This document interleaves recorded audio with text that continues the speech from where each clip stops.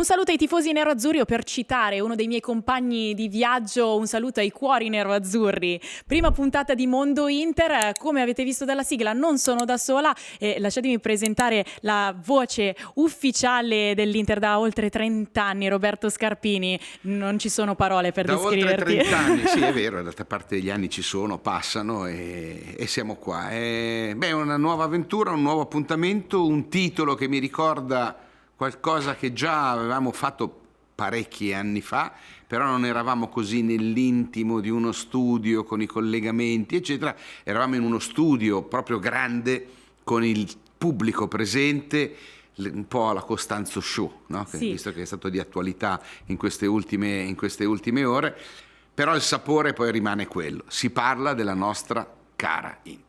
Un Inter che sta facendo sognare i tifosi, che ci sta facendo sognare, sì. E per raccontarla abbiamo bisogno anche di un'altra voce molto esperta. Sì, ma di uno che l'Inter l'ha fatta, perché io la racconto, ma qua c'è con noi, ci sarà sempre con noi uno che è la storia dell'Inter, fa parte della nostra storia e lo continua a essere, perché quando entri nel cuore, come ha fatto lui, dei tifosi nerazzurri, ci rimani per sempre. Ah, questo è poco ma sicuro. Lui è nel cuore dei tifosi, è nel nostro cuore. L'Inter è e rimarrà per sempre nel suo di cuore. Walter Zenga. Ciao, buongiorno. Grazie Scarp, troppo buono e mi ha emozionato. Addirittura. No, certo, sì. Devo essere sincero. Ho fatto cronaca, semplicemente ho fatto cronaca, è il mio mestiere.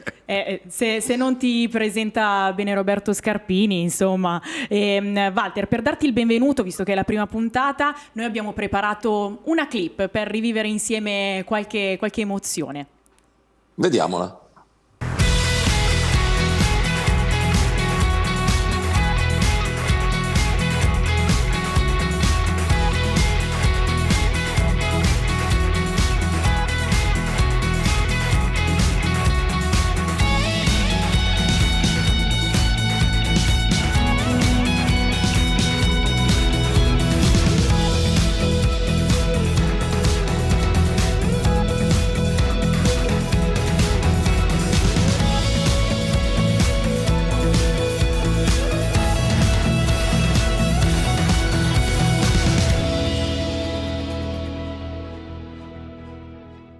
Che portiere, cioè mica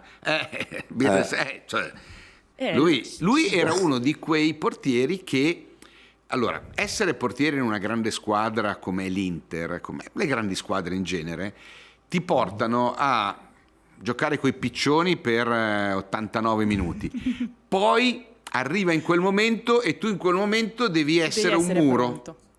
E devi essere l'uomo ragno. E lui era così, cioè, e non è facile, Walter, mantenere, cioè essere spettatore, non pagante per di più, ma pagato per buona parte della gara, e poi avere quella concentrazione di fare quello scatto, quel gesto in quella magari unica occasione, perché onestamente un po' come oggi non ti arrivava tanto lavoro. Poi hai fatto abbiamo visto tantissime grandi parate, è vero, però la maggior parte delle gare era come ho appena descritto, cioè tanto ozio e poi il miracolo.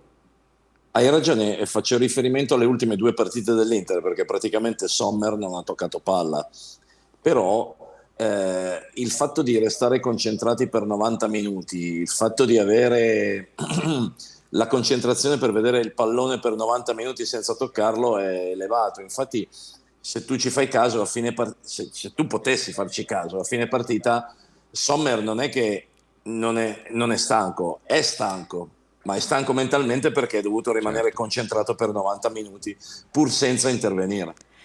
Walter, Roberto, adesso piano piano parleremo dell'Inter, dei successi, parleremo della vittoria in Champions League contro l'Atletico Madrid, ma prima di tutto vorrei iniziare questa puntata ricordando un amico, ricordando una persona che ha vestito questi colori, che aveva l'Inter nel cuore, Andy Brehme, che ci ha lasciato, e sono stati tanti i ricordi dei suoi compagni di squadra. Abbiamo visto anche e letto il tuo post sui tuoi social, per me è molto difficile sempre parlare di questo, però penso che con le tue parole, Walter, riusciamo veramente a ricordarlo nel migliore dei modi.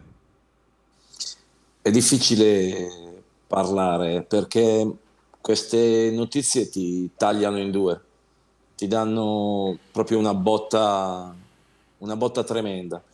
Tra parentesi, noi abbiamo giocato insieme 5 anni, abbiamo vinto, abbiamo perso le partite, abbiamo condiviso tanti momenti.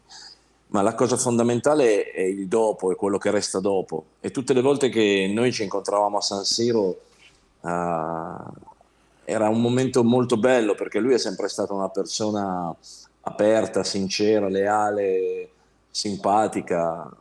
Con i problemi che ha avuto anche lui, era lui che invece ti dava forza a te e ti diceva dai, ci sono io, non ti preoccupare. Quindi è stata la notizia più terribile, anche perché è arrivata all'improvviso, ti tolgono le persone così senza neanche avere la possibilità di salutarle. Adesso noi ci stiamo organizzando con la nostra chat per vedere se riusciamo a essere presenti al funerale, a rendergli il saluto, perché è giusto che sia così, perché una persona fa parte della tua vita non solo nello spogliatoio, ma fa parte della tua vita anche dopo. Molto bello, direi che non c'è nient'altro da esatto, aggiungere. Fra l'altro Walter mi diceva prima che l'aveva sentito soltanto Sì. pochi giorni fa, quindi quando la morte ti prende così all'improvviso è difficile per tutti capire. E poi ha detto una cosa, cioè non riesci neanche a dargli e a dirgli magari un'ultima cosa, però rimarrà sempre nel cuore di Sì. tutti. Fra l'altro una piccola curiosità sui 4 tedeschi, io ne associo un quarto, che sono i 3 che giocavano insieme, cioè Brehme, Matthäus e Klinsmann, molto diversi, no Walter, l'uno dall'altro, Sì. pur essendo tedeschi, cioè uno pensa al tedesco, una persona molto quadrata, eccetera, eccetera, invece erano caratteri completamente differenti. Aggiungo Rummenigge, Sì. che c'è stato prima di loro. Tutti e 4 hanno tenuto nel loro cuore un pezzo di Inter, sono rimasti legatissimi a questi colori, nonostante poi la loro carriera l'abbia portati a giocare, a vincere anche altrove. È una curiosità che unisce questi 4 fuori classe, perché dobbiamo usare questo termine. Concordi con me, Walter, nel dire che erano caratteri completamente differenti l'uno dall'altro? Sì, Matteus era quello più esuberante, chiamiamolo così. Andy era quello più taciturno. Jürgen è sempre stato l'amico di tutti, ma non sapevi mai quello che faceva. E Calle era il fuoriclasse assoluto che arriva all'Inter e ti porta a questa ventata di professionismo. Per farti un esempio banale, c'era Castagniere allenatore, noi giocammo a San Gallo una partita di Coppa e dopo la partita lui, Bredi, Altobelli escono dall'hotel, vanno a fare un giro e mi chiamano anche a me. Io vado con loro, torniamo lì, Castagniere ci aspetta nella hall dell'albergo e mi indica solo a me, mi dice tu adesso paghi la multa perché non dovevi uscire, e Calle dice no, la multa la pago io perché sono io il responsabile, sono io quello più anziano, non dovevo portarlo con me. Questo per dirti della grandezza e della professionalità della persona. È vero, Capito. è vero. Grazie per questi ricordi, io mi sento onorata a essere al tavolo, diciamo anche un po' virtualmente, visto che tu non sei qui con noi, però con 2 persone Ma che dov'è? sono sicura che Ci mi facciamo svelare dov'è racconteranno in di questo tutto e di più momento? sull'Inter. Dov'è Walter Dove sei, Zenga? Walter? Dov'è Walter Zenga? Sono nello, Questo- Ecco. sono nello spogliatoio a Ras Al Khaimah del club che alleno, che si chiama Emirates, e nella quale ho la fortuna di avere 2 fuoriclasse che sono Andrés Iniesta e Paco Alcácer. Vi divertirete molto, vi divertirete Ancora molto. fa la Speriamo. differenza Iniesta? Sì. Sai, Scarp, Iniesta fa la differenza perché essendo un fuoriclasse è una persona che si mette a disposizione di tutti quanti. Quindi insegna. Questa fa la differenza, e questa fa la differenza tra un fuoriclasse e un giocatore normale. Sì. E Iniesta è un fuoriclasse. Prima di continuare a parlare della nostra Inter, chiudiamo un attimo il discorso Andy Breme, grazie a una clip che abbiamo preparato per rendergli omaggio e la guardiamo insieme.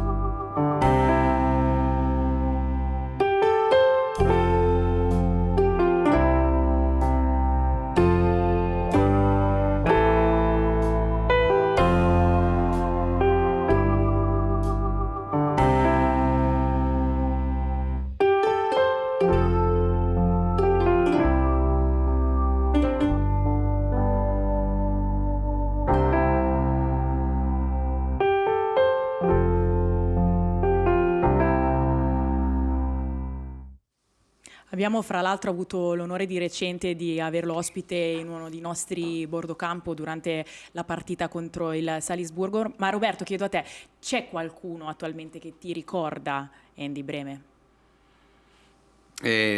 No, perché un regista basso come era lui, che giocava a largo, non l'ho più visto in nessuna squadra. Lui era un playmaker aggiuntivo rispetto a Matteoli. C'erano i due che andavano, attaccavano la profondità, Berti e Matteus, Bianchi che era l'uomo tattico dalla parte opposta, che era sempre a supporto di tutti, e lui che diventava la valvola di scarico in molte giocate perché era un regista in più. E oggi noi abbiamo di fatto il movimento dei tre del centrocampo che genera quasi il fatto di avere tre registi, perché non è mai stanziale la posizione di Barella e Mkhitaryan rispetto a quella di Çalhanoğlu. A volte li trovi tutti a destra, tutti a sinistra, si sovrappongono, si invertono. Lui invece lì era un punto di riferimento aggiuntivo. Non so se Walter è d'accordo, però a memoria era proprio una valvola di scarico molto utile, anche per non c'erano magari i tatticismi, il pressing di oggi, però poi lui da lì inventava calcio.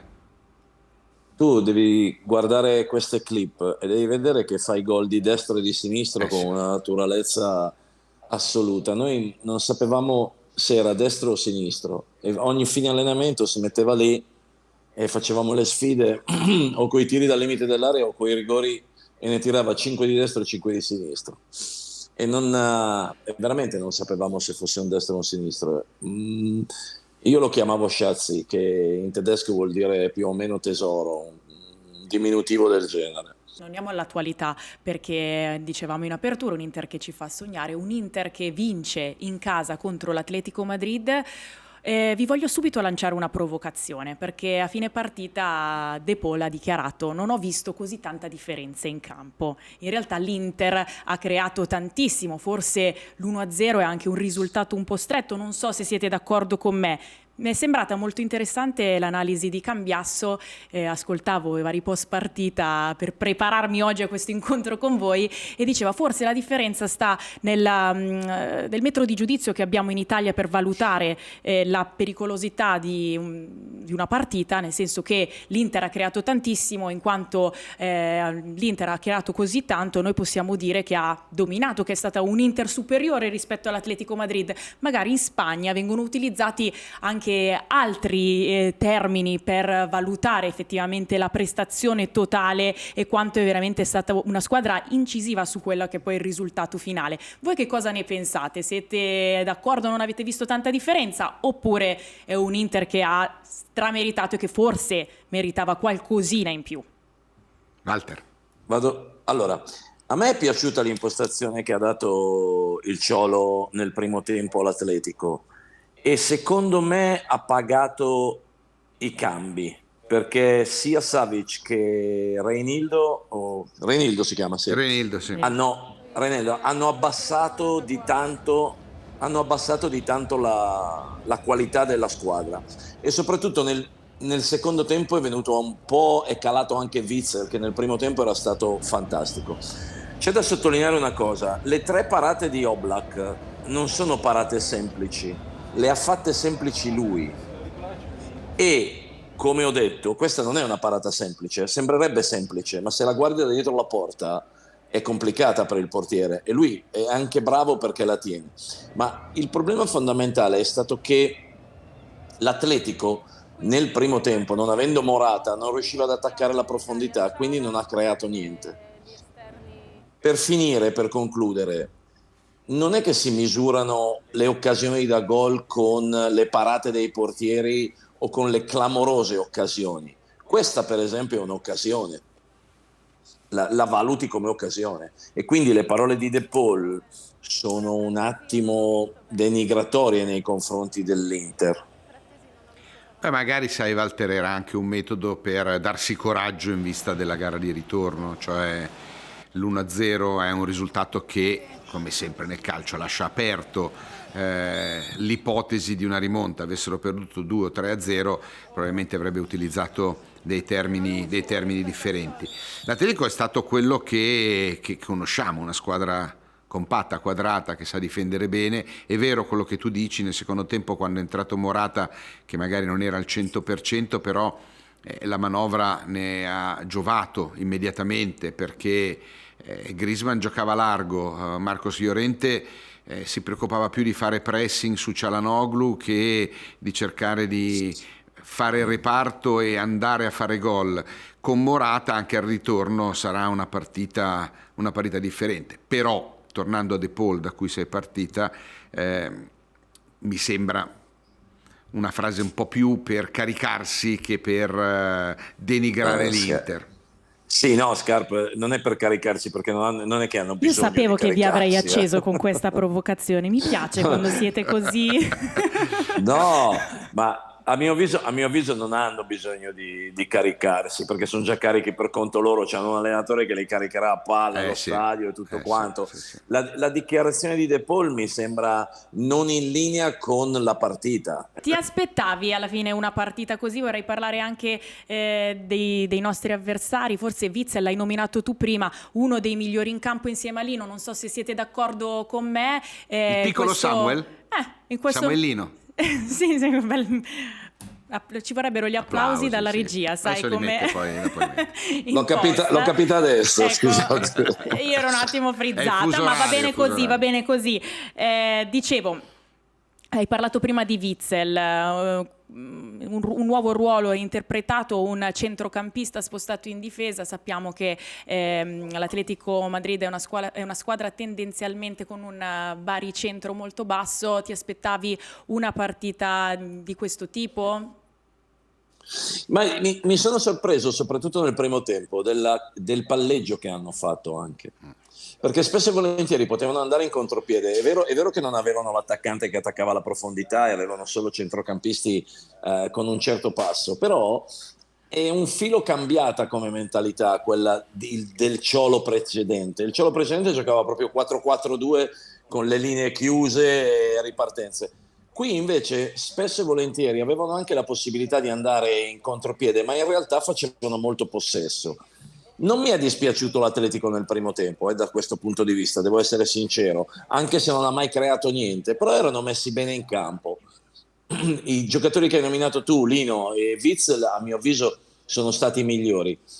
E adesso voglio vedere cosa farà al ritorno Simeone, perché dovendo vincere la partita ovviamente e dovendo rischiare Morata, qualcosa cambierà, penso, soprattutto nell'atteggiamento. Avrà Morata accanto a Griezmann, rimetterà Llorente a destra magari al posto di Molina.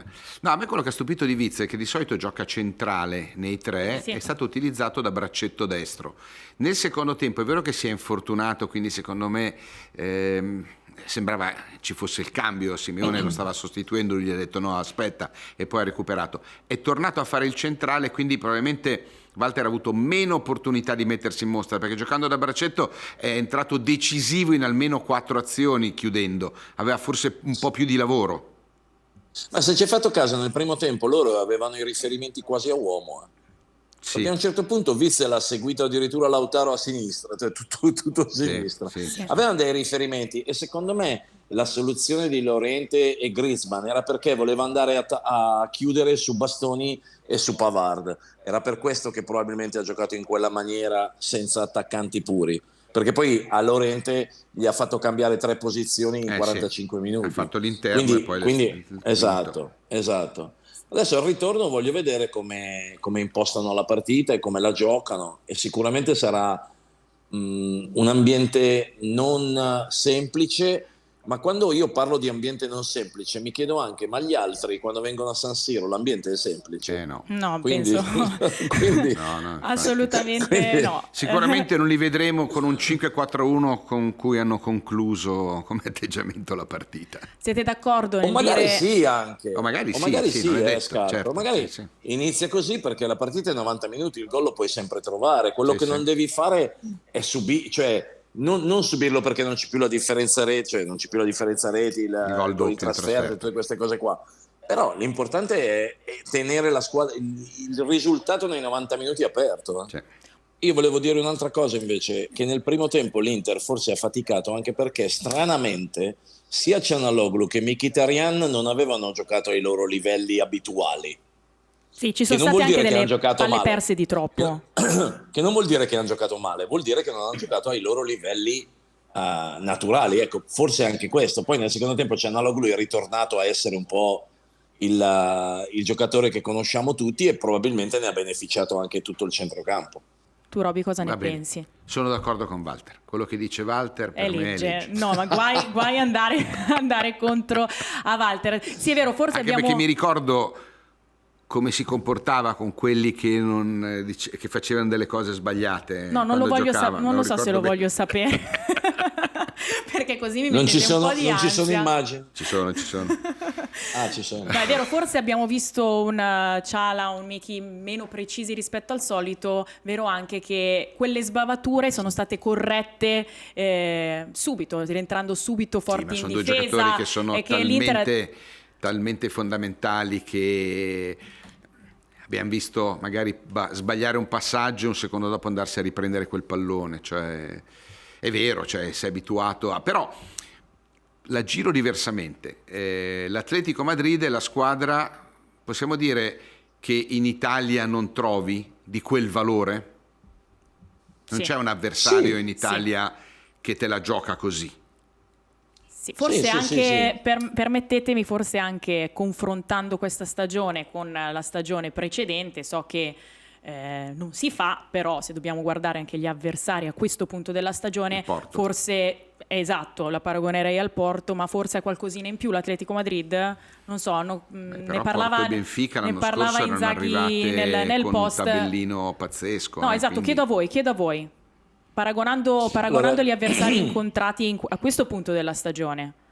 Hai ragione, Porto e Benfica erano due squadre che in quel momento lì erano toste da affrontare. Se non sbaglio il Benfica veniva da imbattuto, no? In Champions, credo. Aveva fatto 4 vittorie e 2 pareggi col Paris Saint-Germain. E il Porto anche era in un momento importante, infatti abbiamo vinto 1-0 a San Siro con gol di Lukaku, no? Se non sbaglio. Sì, a fatica. Esatto, e quindi è la stessa cosa, è stata la stessa identica partita. Forse un Inter con una maggiore consapevolezza, chiaramente. Speriamo che sia un buon precedente. Ecco. Hai usato la parola giusta, consapevolezza, ma soprattutto l'Inter adesso ha un atteggiamento e un'attitudine da squadra consapevole dei propri mezzi. E questo è dovuto anche al fatto di aver giocato una finale di Champions League allo stesso livello, pur perdendola, ma ti dà quella forza in più. Vedi, adesso si parla tanto di tante partite, no? Si gioca sempre, si gioca troppo. L'Inter continua a giocare, continua a vincere. Quindi ormai hanno trovato il loro ritmo e vanno avanti in questa maniera. Cioè, l'unica partita in cui l'Inter l'ho vista un attimo in difficoltà è stato il primo tempo di Roma, quando hanno preso 2 gol.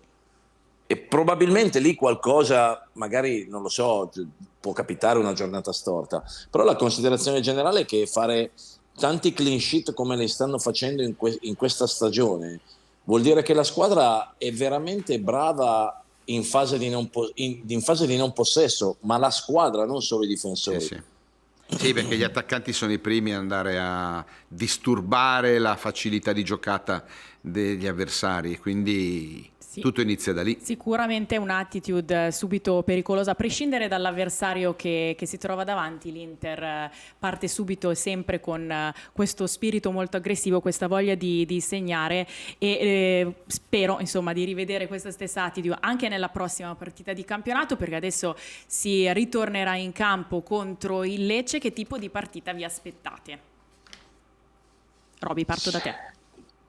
Va bene. A partire da me, è una partita difficile perché comunque il Lecce in casa non è il Lecce che gioca lontano dal Via del Mare. Abbiamo visto fare una grande partita, una grande vittoria contro la Fiorentina, sta costruendo il suo tentativo di salvezza soprattutto attraverso i risultati casalinghi. Avrà 2 squalificati, questo è un piccolo svantaggio per loro, non hanno degli organici così ampi, soprattutto la coppia Pongracic-Baschirotto è molto solida, molto affiatata, quindi dovrà effettuare una sostituzione in questo senso, però noi abbiamo gli infortunati, quindi ci mancherà Thuram, Certo. quindi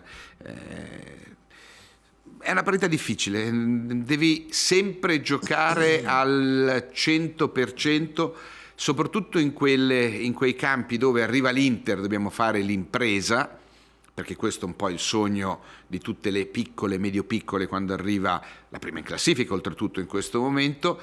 Arriveremo con la fatica della partita di Champions League, quindi è un motivo in più. Vedremo se farà delle rotazioni, come le farà, se invece cambierà poco come ha fatto ultimamente. C'è un po' di curiosità, ma non è una partita scontata Da prendere sotto No, gamba, assolutamente assolutamente. Anche se Lecce, ricordiamo, magari lo facciamo con l'aiuto della nostra grafica, andando a vedere le ultime 5 sfide, a parte l'importante prova contro la Fiorentina, ricordiamo la vittoria per 3-2 con gol di Udin, Piccoli e Dorgu, nelle altre sfide ha avuto delle battute d'arresto. Walter? Sì, vorrei ricordare 2 cose. Allora, si parla tanto di turnover, rotazioni, queste cose qua. Allora, nessuno meglio dell'allenatore sa quello che deve fare, ma vorrei ricordare a tutti che con 5 cambi le rotazioni vengono naturali, perché tu puoi anche iniziare con determinati giocatori, ne cambi solo 2, poi nei cambi vai a sostituire quelli che stanno giocando di più, quindi anche quello diventa una rotazione. E la stanchezza non è mai fisica, perché stiamo parlando di ragazzi di 25 anni, 30 anni, quindi ci sono passato anch'io, anche se era un calcio diverso. La stanchezza è mentale. Le energie che ti tolgono le partite di Champions League o le partite europee della sera sono notevoli, non sono scherzi. E quindi lì e subentra quello che ti ho detto prima, il fatto che hai un gruppo che è abituato a viaggiare, che è abituato a giocare ogni 3 giorni e che è abituato ad avere un'intensità di concentrazione elevata per lunghi periodi.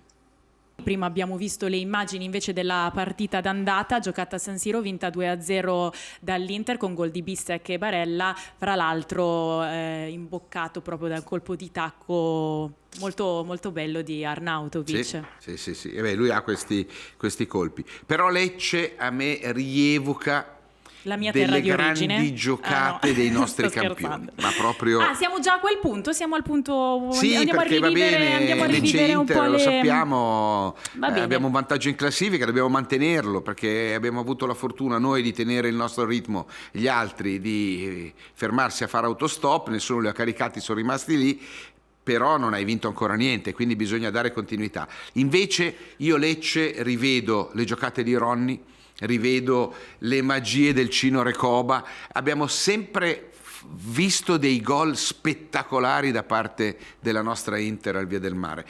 Non so ai tempi di Walter, però per esempio ai tempi di Walter nell'anno dello scudetto è stata l'aperitivo alla grande festa. No, l'aperitivo alla grande festa. L'aperitivo. Sì, abbiamo vinto 3-0 a Lecce, se non sbaglio, l'anno dello scudetto. Beh, ma la memoria ve la rinfresco io, perché Sì, abbiamo rivediamo. preparato la top 5 dei gol fra Lecce ed Inter, e quindi non solo Ronaldo, Luis Figo, Quindi ho insomma, anticipato guardiamola. qualcosa che... Sì, per questo dicevo, Ma Robby, cosa stai dicendo? subito. Vabbè.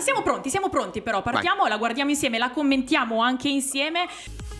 Ed ecco, Luis Figo, come dicevo, Lecce Inter, stagione 2005-2006. Roby, voglio sapere i tuoi ricordi, visto che tu le hai commentate tutte. Sì, le ho commentate tutte queste. Beh, Luis Figo faceva tanti assist, non segnava tanto, spesso erano gol molto importanti, ma se devo scegliere un gol di Figo, scelgo la punizione in Supercoppa contro la Roma. Questo è un bel gol, ma quella punizione messa là, dove si annidano i nemici dell'igiene, è stata tanta roba. Quarta posizione. Ecco, l'hai nominato prima, Ronny, Ronaldo, Lecce Inter, stagione 97-98, quella della vittoria della Coppa UEFA. Che dire a questo giocatore? Walter, sentiamo Walter. Walter. Per un portiere una punizione così dura, eh? No, ma è dura sì, ma stiamo parlando del fenomeno, cioè, quindi io non ci metterei nessun gol banale del fenomeno. Era il tuo ex vice Lorieri in porta, fra l'altro. Sì, è vero. Passiamo a Stankovic, la posizione numero 3, stagione 2008-2009, l'anno dell'arrivo di Mourinho. E guardiamo qui l'abbraccio. Roby, è il tuo turno, commentaci questo gol. Beh, il gol di Dechi di testa è una rarità, nel senso che non era proprio il suo colpo classico, anche se di gol di testa ne ha fatti, era più la fiammata del drago da fuori area, il suo gesto tecnico. Comunque un bel gol perché ha un bel anticipo e la piazza nell'angolo, niente da fare per il portiere. Quello era tra l'altro l'anno dello scudetto, 25 reti quelle di Zlatan, che poi è stato capocannoniere in quella stagione. Al secondo posto Giorca F, Lecce Inter della stagione 97-98. Walter, torno da te. No, vabbè, ma stiamo parlando di un giocatore che è entrato se non sbaglio, avevano fatto una foto di un suo gol e l'avevano messo sulla tessera degli abbonamenti dell'Inter rovesciata con la Roma. E qui fa un altro gol pazzesco per classe, coordinazione, tutto. Cioè, cosa possiamo dire? E al primo posto, chiaramente, Recoba, Lecce Inter, stagione 2001-2002, ce lo gustiamo insieme. Qua si pettina Roby, per venire bene nelle foto e la mette dentro. Recoba che si fa a 70 metri palla al piede è insolito. sì. Però aveva anche queste qualità, ma mi ricordo altri gol di Recoba a Lecce con dei colpi a giro dal limite dell'area, cioè lui a Lecce ha fatto tanti gol. Fra quelli visti il tuo preferito? Fra quelli visti il tuo preferito? Quello di Recoba, ma quello che non abbiamo messo in classifica, così genero la curiosità così, di tutti. oggi va bene. Io oggi siete avrei terribili voi due, terribili. Scarpa, scusa, invece per me il gol è quello di Djorkaeff e vorrei pregarti di una cosa: ogni tanto fai anche le top 5 parate, grazie. Va bene. Vabbè, ascolta però Walter, ti abbiamo elogiato dal primo minuto. Ma insomma, no, un po' di ma non spazio. per me. No, per Peruzzi, lo dice per Peruzzi. No, ma io non per me. ti sto Perché di solito, prendendo in giro, se tu ci fai caso, in tutte le trasmissioni ci sono sempre i fanno top vedere 5 solo i gol, certo, è vero.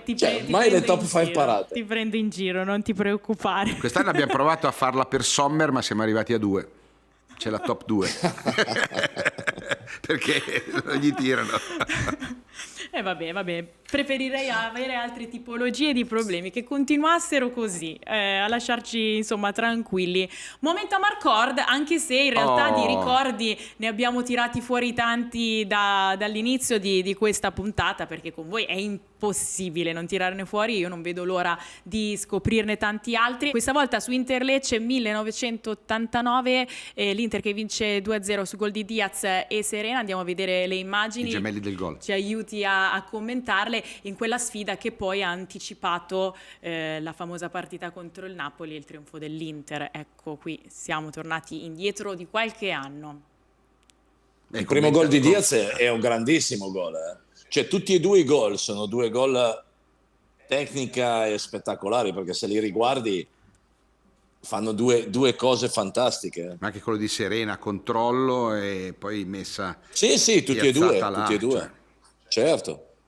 Sono Ecco bravissimi tutti e due. Vedi che guarda, vedi? per una volta hai dovuto lavorare. Questa non era ogni tanto ti arrivava qualche. Questa facile. In scioltezza. Facile perché l'ho tenuto. Vabbè. facile per te. E io dico, cioè, Facile per te che sei incredibile, Walter, lo sappiamo. Continuiamo sempre il nostro viaggio nei ricordi e questa volta vorrei passare al trofeo Bernabeu del 1993. al Walter Zenga cannoniere. Esatto, in cui Walter para un rigore, ne segna uno e qua ci devi raccontare. No, qua mi dovete mandare la clip di questa Ce cosa l'abbiamo, perché io non l'ho trovata da nessuna parte. Ma noi sai che Allora, il nostro archivio è incredibile, quindi adesso la vedrai. esatto. Guarda che rigore che ho tirato. Cioè, fatemi capire, al Bernabeu quanti portieri possono dire di aver segnato un rigore contro il Real Madrid? Decisivo. Guarda. Decisivo poi, perché l'avevo appena parato uno. Quindi guarda Stai che pensando, rigore che tiro. tiro destra, sinistra. No. Bello. Incredibile. Ma talento anche perché incredibile. avevo tirato un altro rigore in Coppa Italia contro la Reggiana. E quello? Quindi ho fatto 2 gol, l'avevo segnato. Ovviamente siamo Perché se passati ti ricordi... Walter, scusami se ti interrompo, ma voglio contestualizzare per chi ci sta seguendo in questo momento. Chiaramente siamo passati dal Lecce a parlare del Trofeo Bernabeu perché questa è un'amichevole estiva Real Madrid-Inter. Fra poco chiaramente i nostri ragazzi voleranno a Madrid per giocare la gara di ritorno e quindi il collegamento che abbiamo fatto è stato questo, oltre che chiaramente il tuo incredibile rigore che stiamo vedendo e questa parata decisiva. Qua si è mosso prima, oggi gliel'avrebbero fatto ripetere. Però all'epoca si poteva. No. Il piede sulla linea. Eccola Volevo dire... Mente sapendo di mentuccia, è incredibile. Ero lì che aspettavo la risposta alla tua provocazione, Roby, guarda. Ora arriva qua, altro che dallo spogliatoio. Va bene, clip garantita così ce l'hai nella tua gallery Grazie. dei Sì, ricordi. dopo te la mandiamo. Ti ho Rigore interrotto, parato cosa e stavi rigore dicendo, segnato, Walter? No, stavo dicendo che quella partita lì perdevamo 2-0. Poi abbiamo fatto 2-2 e siamo andati ai rigori. E poi ci ha pensato lui, Poi l'abbiamo vinta. Sì. No, tra parentesi, questo credo che fosse il 10° rigore, una roba perché se lo tiro anch'io vuol dire che è l'11°.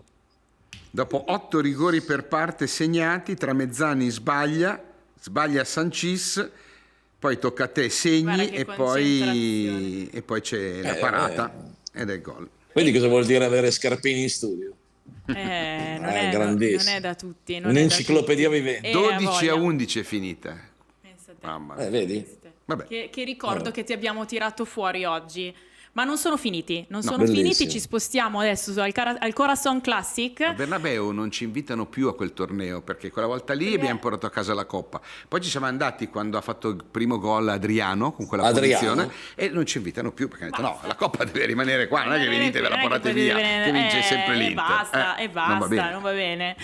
Dicevo, spostiamoci adesso al Corazon Classic, una selezione di ex giocatori nerazzurri. Il termine vecchie glorie che lo nervosisce, la parola vecchia. No, ma lui è così giovane, fresco, guardalo, non si può inserire... Uno sbarbato.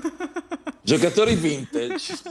Ecco, che va molto di moda adesso il vintage. Ecco, guarda, anche eccoli qua, la sfida. Certo. È chiaro, tutto abbiamo... Una sfida contro le leggende del Real Madrid, una sfida disputata al Bernabeu e guardati qua in versione allenatore. 2-2. Raccontaci questa esperienza com'è stata. Esperienza fantastica. In panchina con le legend a fare l'allenatore dell'Inter al Bernabeu, finita 2-2 e penso di essere stato l'unico allenatore al mondo ad aver sostituito Zanetti. Però aveva fatto un gol incredibile e l'ho tirato via a 5 minuti dalla fine e gli ho detto scusa capitano, non volevo. Ricordiamo magari qualche nome di queste vecchie glorie come hai detto tu, Roby. Toldo, Cordoba, Zanetti, Galante, Carbone, Baggio, Zemaria e tanti altri. Baggio Dino, Poi adesso Benny è qua con me che è il mio assistente, quindi tante cose. Ma guarda anche lì, dopo l'esperienza. Ma guarda che eleganza in giacca e cravatta, in panchina, cioè uno spettacolo. Cioè. Ho avuto la soddisfazione, e vedi che Zanetti è di fianco a me. Certo. Cioè, ho avuto anche la fortuna di fare l'allenatore dell'Inter al Bernabeu contro il Real. Pazzesco, fantastico. Tu te la ricordi questa performance, No, mi Roby? ricordo una giornata fantastica perché oltre a essere immerso nella storia dell'Inter con tutti i campioni che ci hanno giocato, Walter che coronava un suo sogno, dice: il mio sogno è un giorno essere in panchina dell'Inter, e lui ha detto: non è la prima squadra, ma questa è l'Inter, e quindi lui era contentissimo. Esatto. Per questo il discorso che ha fatto la squadra, bellissimo, prima della partita, e poi l'atmosfera, perché comunque là c'era lo stadio pieno. C'era lo stadio pieno perché c'erano anche Sì. le leggende del Real Madrid, e quello è un appuntamento importante per loro. Quindi è stata una bella trasferta e una serie di emozioni incredibili. Poi la cosa più bella sono le cene la sera prima, dove loro a ruota libera incominciano a raccontare quello che non si può dire nelle dirette televisive, di quello che accadeva Negli spogliatoi, dietro le quinte della vita di uno spogliatoio, che credetemi sarebbe da poter raccontare, ma alcune non cose si può, non devono si può raccontare rimanere niente. dentro lo spogliatoio. Non so se diciamo tu così. hai un ricordo che si può raccontare, anche se so che voi calciatori, ex calciatori, siete abbastanza ermetici su questo tema, però sai, così, prima puntata di Mondo Inter con Roberto Scarpini, ti abbiamo anche dedicato delle clip incredibili, ti abbiamo elogiato, un ricordo, un qualcosa che non hai mai detto, una chicca ce la puoi tirare fuori.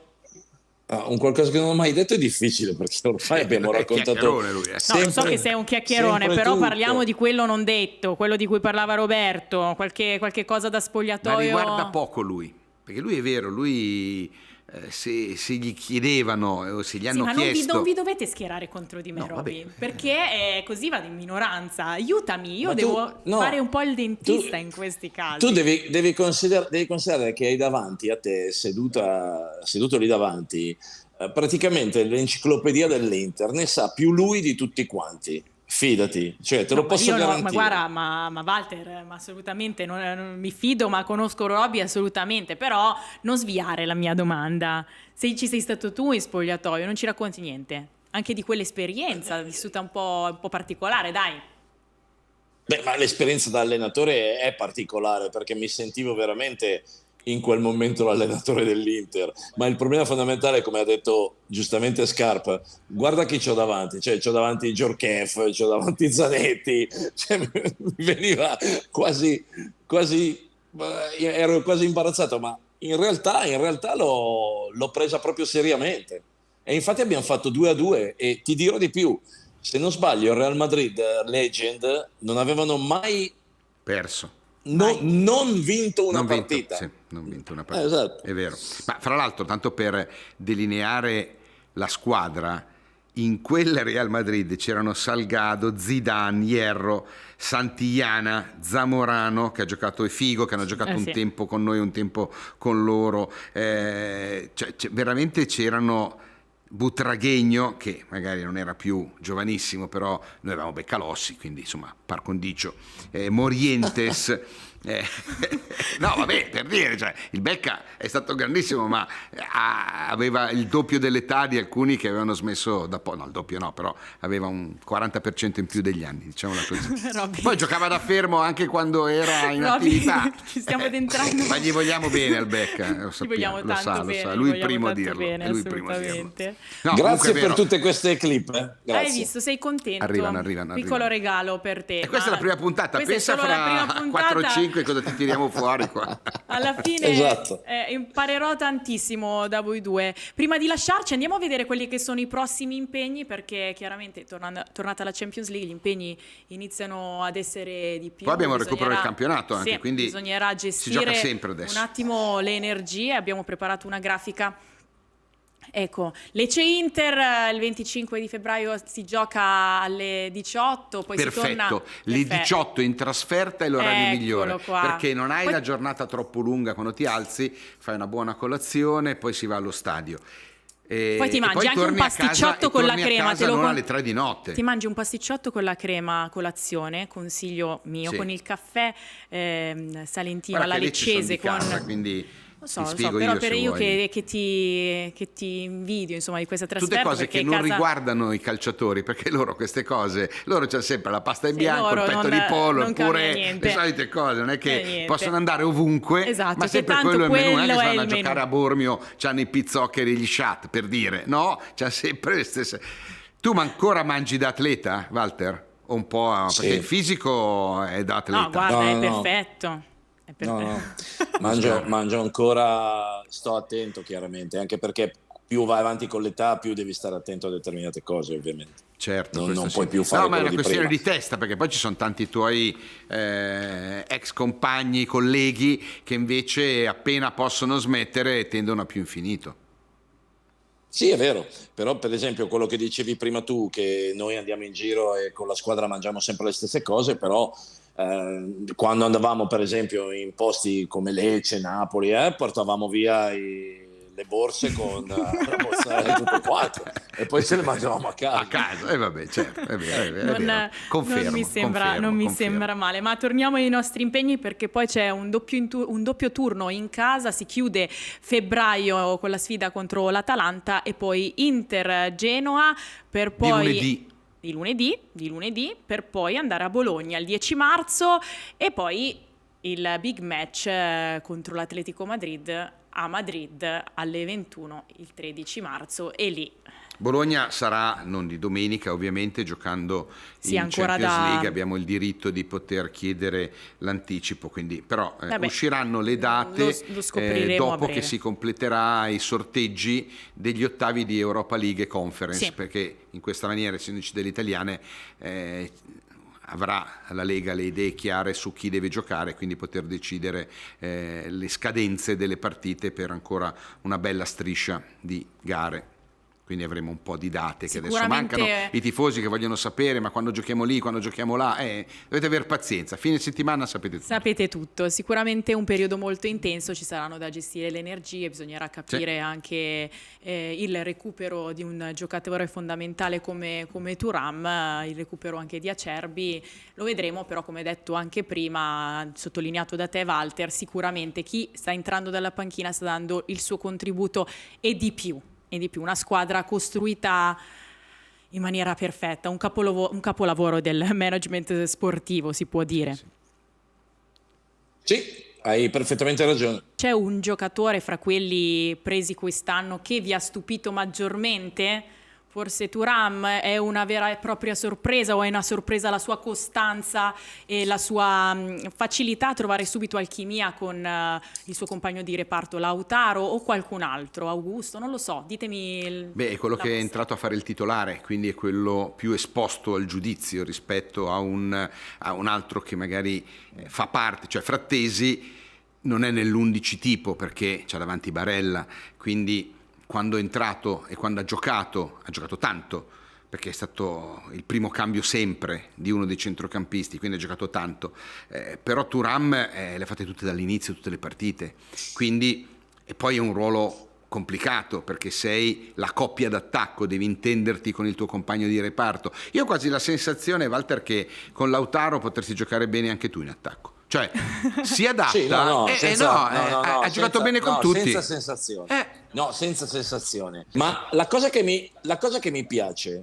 è che tutti i giocatori nuovi che arrivano all'Inter, poi Simone ha la capacità di gestirli in una maniera talmente tanto bella che crescono pur non giocando. Sì, è vero. È vero. È un merito, Cioè, è un enorme merito. È un grande merito, e probabilmente il grande merito è delle vittorie, del fatto che la squadra vince, quindi uno può entrare con calma dentro un meccanismo già rodato. Molto bene. Bene, è arrivato il momento per te di andare a fare allenamento, Walter. Io Sì. starei qui a parlare con voi ore e ore, giorni e giorni, però insomma vi ringrazio intanto per essere Grazie a voi. stati Grazie a qui. te. Grazie a Walter. Ringrazio i nostri tifosi che ci seguono sempre numerosi e vi diamo appuntamento alla prossima puntata di Mondo Inter. Che sarà il giorno X alle ore Y.